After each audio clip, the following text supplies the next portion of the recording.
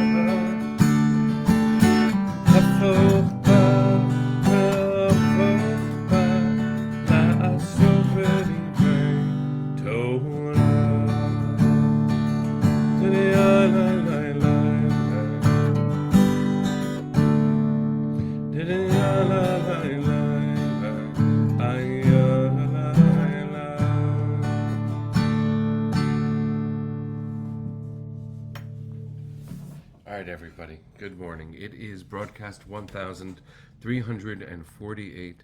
It is day 651 since October 7th. It's also, Roberta is sharing the 7th yurtzeit of her husband Matthew. May his memory be blessed. Today's Torah is in his honor. Yes, Susie, smicha is ordination. It's another word for that.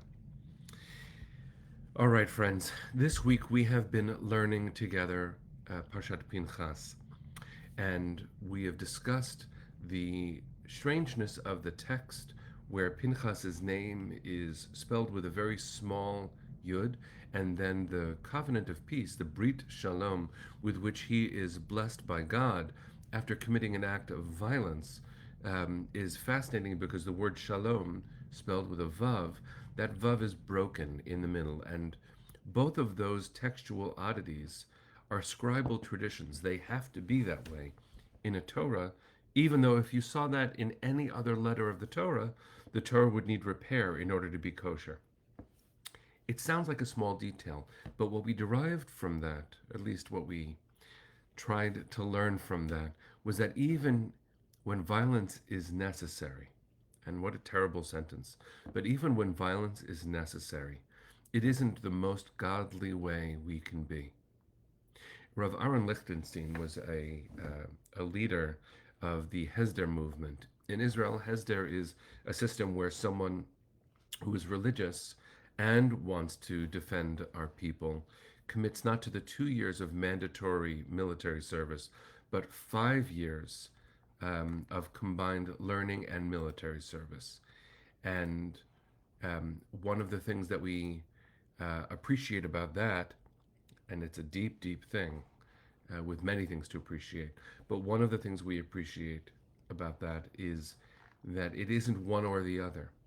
Often we think that people who observe in a very strict way, often they get put into one category, even though it's not one category.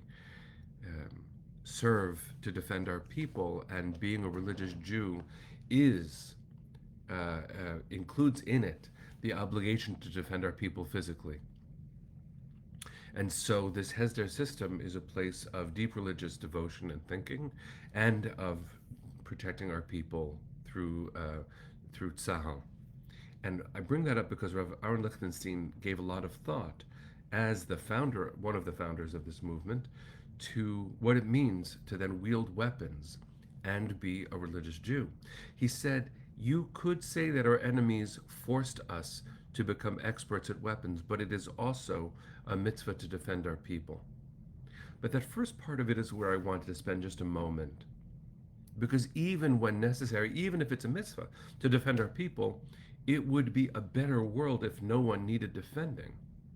And I know that sounds Pollyannish and naive, but it is a vision of the prophets. It is a vision of our tradition, that the shalom wouldn't be broken, that there'd be no reason for a broken vav in a shalom.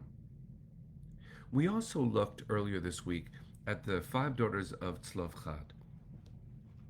They were daughters of a man named Tzlofchad, and their father died, and there were daughters and no sons. There shouldn't be a need to say it in that way. There were 5 daughters is the end of the sentence.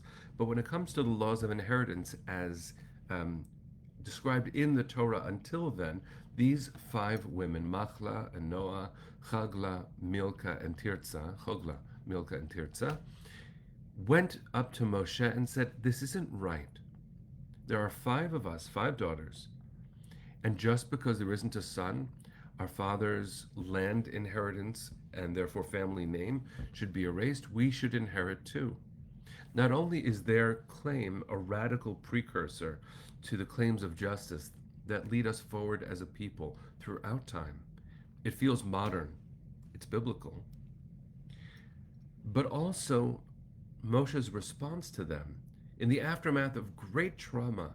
This is after Bilam tried to curse us, and God stopped the curse midair, turned it into a blessing. It's after then a plague that breaks out in the people because of, it's a very complicated story, but because of the seduction of Israelite men by Midianite women. Again, the Torah's narrative is very complicated, and we would revisit it very, very intensely if we had even more time. But after all of this chaos, it would be understandable if Moshe would hear a challenge to the system that he leads, and he would have said, it would have been understandable had he said, just not now, just stop. Even though their claim was right, we would understand, I think, if Moshe would just say, I'm overwhelmed, I can't right now. But Moshe is the kind of leader, even while dealing with everything else, who has the frame of mind and the depth of character to not know the answer, to not claim that he knows the answer. And when someone is bringing a claim that the system is unjust, he pauses and he asks God, and God says, Kain dorot benot Tzlofchad. They speak truly, they speak correctly. The challenge to the system is correct. We learn a million things through this parsha. I would suggest that the theme is to wonder what God would have us do in this moment. Pinchas seems to act in a way that God approves of, but the text isn't very clear, visibly, about that. The system of inheritance seems to be in place, but it's not quite right. And the daughters of Tzlavcha challenge it, and that seems to be what God would have us do, challenge the way things are. And there's a hint of this at the very beginning of the Parsha.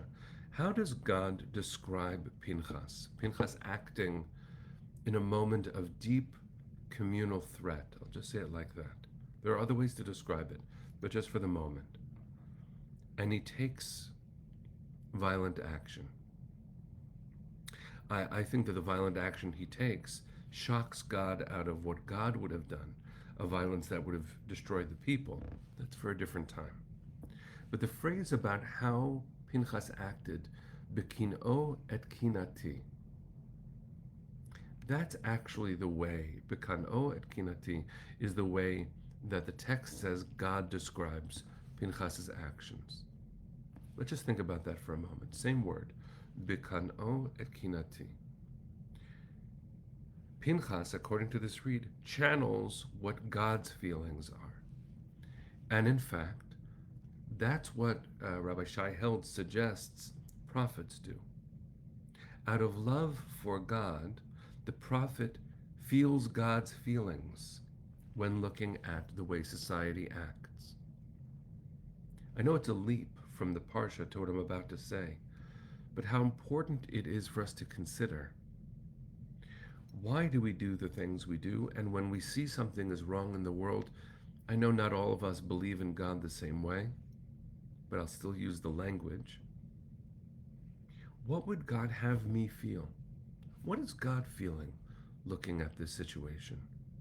At the impossibility of the way the most vulnerable people in America are now being made more vulnerable by their own leadership, of the way the voice of the people of the state of Israel is not being heard in their priorities by their leadership. It's the role of leaders to feel the emotions of their people, to read history, and to act with as much earnestness and authenticity as the system calls for. And sometimes when the system isn't as it should be, hearing the people's voices saying, it's not supposed to be like this, it must change. And when we channel those emotions, when we tap into what perhaps the divine would have us feel, then when we act, there is consequence. We're channeling great power when we try to do this. We have to be careful that we aren't veering towards not just zealotry, but extremism and fundamentalism. One of the dangers here, of course, Pinchas models this, is that when you believe that you're acting as God would have you act, you might do what Kierkegaard, the philosopher, calls the teleological suspension of the ethical. I forget what I think is right, and I do what God would have me do. And when taken to the extreme, that's when the Akedah happens, sacrificing a child in the name of God, or people fly planes into buildings. These are extreme examples, but Pinchas is the parsha to think about them. It is important to wonder what would God have us do? And to take a step before that, what does God feel looking at the way we treat each other right now? And how can we do something about that? 5 daughters of Tzlofchad made a claim against tradition as it was, the system as it is, society and landholding as a system. And Moshe was the kind of leader with enough strength to say, I hear you. Let me think about this. Let me turn to God. And the response from God was, Cain. Yes. Most of all, friends, because there wouldn't need to be a Pinchas in the first place if we would remember to pause. May we take this Shabbat and think about the places where pausing could lead to better decision making. I think that's the lesson of Pinchas. Let's see what we can do with that, with a little bit more breathing before making decisions. Let's take a breath. We're going to send our hearts to the east. It's day 651 since our 50 beloveds were taken from us. We want them home now. Let's sing. חולון בלבב פנימה, נפש יהודי הומייה, ולפתי מזרח קדימה, עין לציון צופיה.